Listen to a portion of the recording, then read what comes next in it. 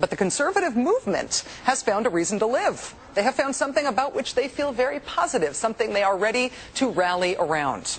I speak, of course, of teabagging.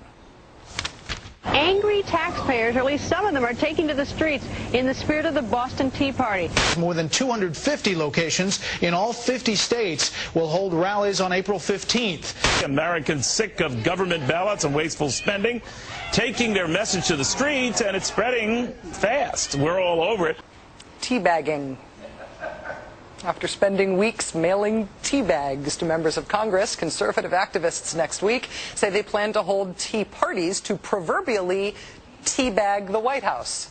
And they don't want to teabag alone, if that's even possible. They want you to start teabagging too. The Boston Tea Party was about taxation without representation, right? The protests planned for Tax Day are about the plan to go back to the Clinton-era tax rates for rich people? Is that the purpose of these, and is that the parallel they're trying to draw?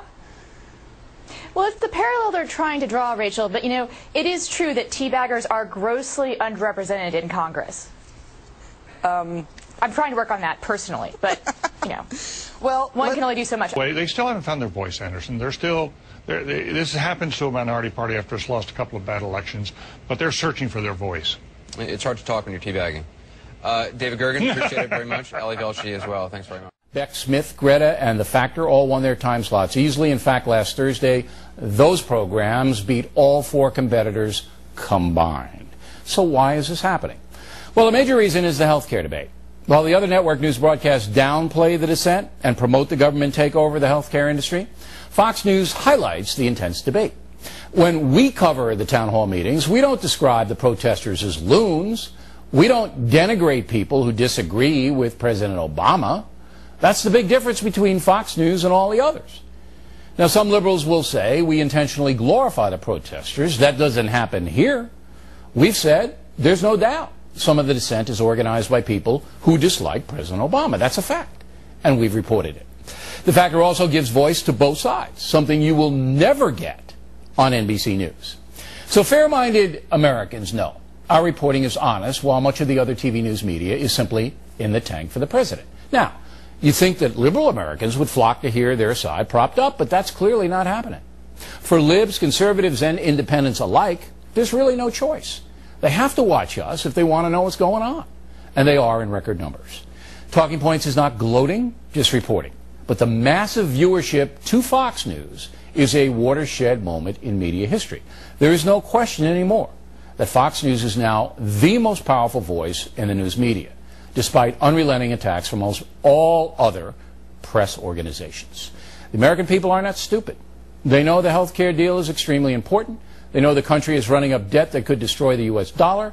They know the president has not been able to explain why the health care plan is good for the country. Most of the other media ignore those things. We do not. Fox News is designed to be provocative, truthful, and look out for the regular folks. That's why our ratings are so dominant. In the vast majority of cases, these were not pro-Republican rallies or anti-Obama rallies. They were meant to send a message, however, to the government, and that is, stop the spending. Of course, the mainstream media didn't exactly see that way. You know, I mean, I think really they're in collapse, and so they have to pick sides and make villains. Well, who wouldn't want to teabag John McCain? That's all I have to say.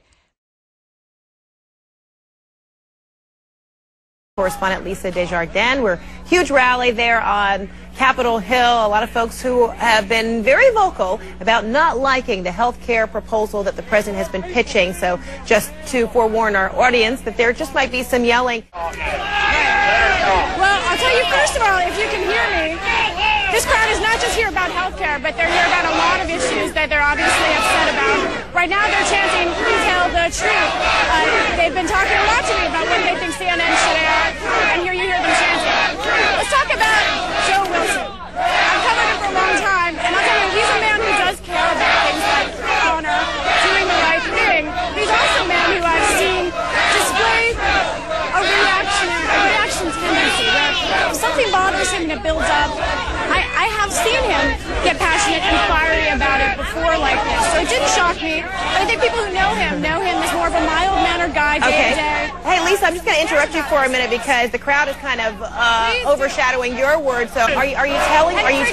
Before we cut out. Yeah, go ahead. I want to try something fun. Can I ask you guys something? Yeah, let me ask you guys something. I got a question. Everybody. I got a question. I want to bring this all together. You guys, we're on here right now. I want to ask this crowd. I want to ask you. Let them speak. We don't need to be like I want to ask you. Let them speak. What do you think of Congressman Joe Wilson? Yeah! See, so there are people who very strongly support Congressman Wilson Frederica, and many of them are right here. Well, today in Washington, protesters are already gathering for a large-scale march to the U.S. Capitol. They are rallying against what they say is a non-stop tax and spend agenda on Capitol Hill. I'm joined now live from Washington by WRC reporter Derek Ward. So, Derek, with a good morning to you. It looks like there are a bunch of people there. Who's behind this march? Well, it's a group called Taxpayer Rally. There are lots of groups here that are supporting this, and they really say that they don't have a designated leader. They say they're all joined in patriotism and in the ideals of the American Constitution. Now, thousands have turned out. Some would say tens of thousands have turned out for this Taxpayer Rally here in Washington. It's called a Tea Party. They call themselves patriots, and their cause, of course, they say is to end what they call the tax and spend policies emanating from Washington. Now, this group and groups like it have largely been associated with the right-wing and conservative themes, and while there definitely is a strong showing of those viewpoints here, it is at best an uneasy alliance, and many of the people that we have spoken to say that they aren't happy with both parties. You might say it's a bit of a migration of this movement, dissatisfaction with what they say is business as usual on Capitol Hill, but many here say that they don't think that they're being heard by either side.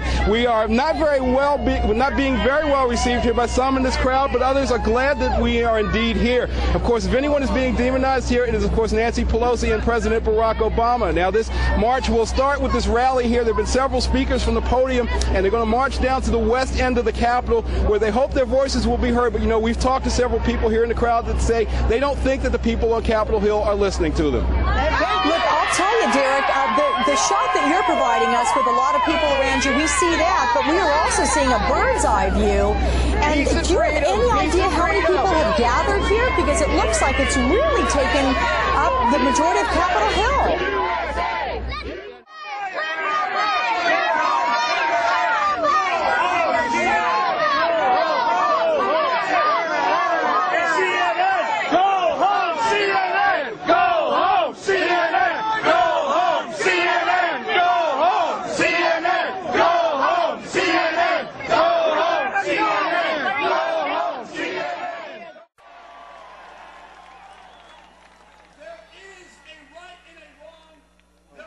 Please call me Class Bravo at Altimeter 29908.